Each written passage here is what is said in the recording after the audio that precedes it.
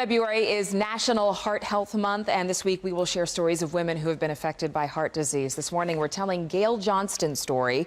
Johnston's quick thinking helped save her husband's life.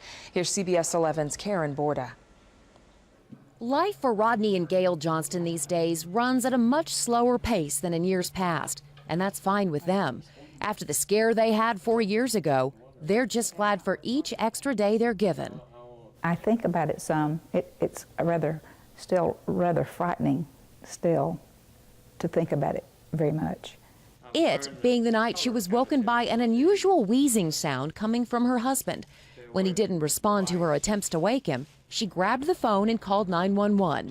A paramedic on the other end guided her through CPR. She kept me on the phone and talked me through, told me where to put my hand to push as hard as I could. When Rodney woke in the hospital 3 days later, he had no recollection of what had happened. And despite the fact that both his father and an older brother died of heart problems, and he himself had undergone a quadruple bypass a few years earlier, this attack was no less puzzling for him.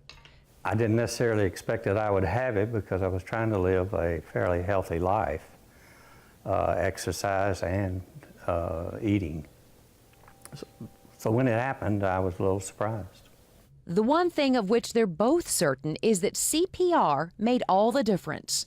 The paramedics were so kind. They came to find us in the ER and said, I just want you to know that your quick action and your CPR and saved your husband's life.